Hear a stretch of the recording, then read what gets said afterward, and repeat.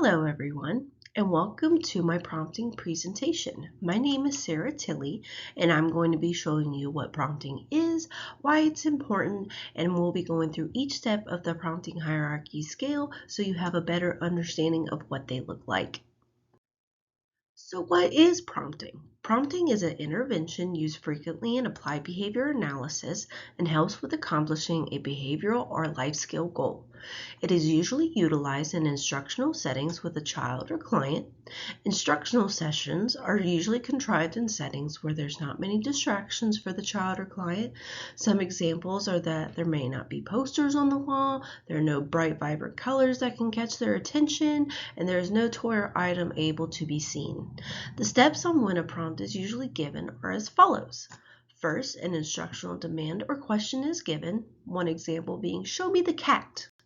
Next, the client will need to provide either a verbal, signed, written, or picture response. Then, if the client is unable to do so on their own, the instructor will increase their assistance by using least to most prompting, which is shown on slide 4, until the correct response has been given. So why are prompts important? Prompts are important because it provides a guidance for interventionists on how to structure implementation for the child or client. Essentially, what this means is that the interventionist will go through the prompting hierarchy until the correct response is given. The interventionist will then practice fading the different level of prompts until the client can do it on their own. Prompts are important because it also increases the amount of responding from the child or client. It lowers frustration or possible problem behaviors, and it helps the individual learn more effectively. So here we can see the prompting hierarchy scale. What is prompting hierarchy? It is the amount of assistance that is required from the instructor for the client or child to be able to choose the correct answer.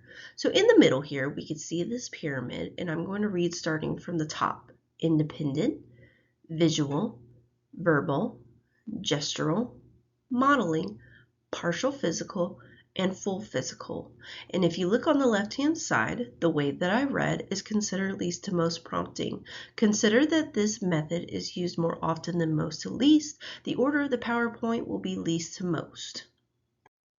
First, we have independent on the prompting hierarchy. Can you show me number 5, please? Wow, friend, you got it right the first time. Good job. So as you can see, this means that the child or client gives the correct response after the initial instructional demand or question is given. Next, we have visual prompting. Can you show me number 5, please?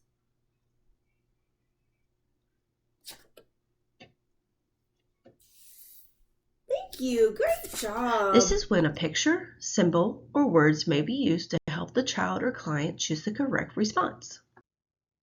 We also have verbal prompting. Can you show me number 5, please?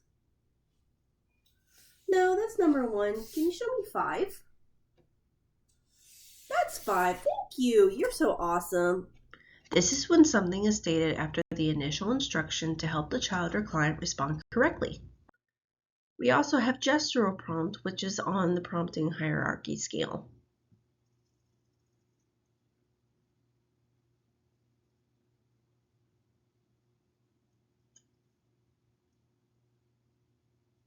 Show me number 5, please.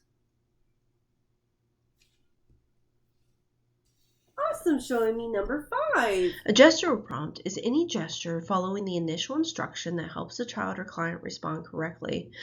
It is important to point out that pointing is not the only gestural method. Eye gazing at the correct response can also help a child respond to the correct answer. We also have modeling. This is when the instructor demonstrates or models the desired response after the initial instruction has been given.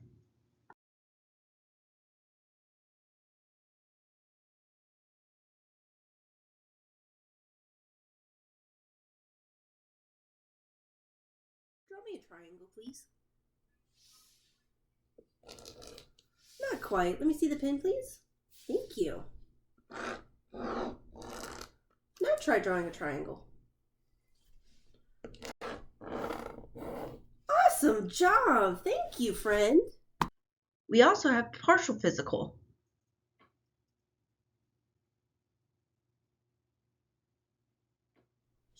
5, please.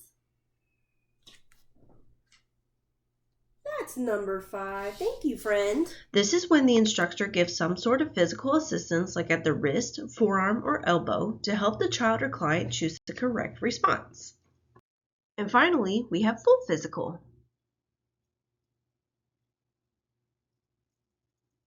Show me number 5, please. This is number 5. Great job. This is when the instructor's hand is over the child or client's hand and has them complete the correct response. And these are my references for the prompting presentation. I really hope while you're reviewing that you learned something and are able to utilize this with children in the future. Thank you for viewing, everybody, for this presentation.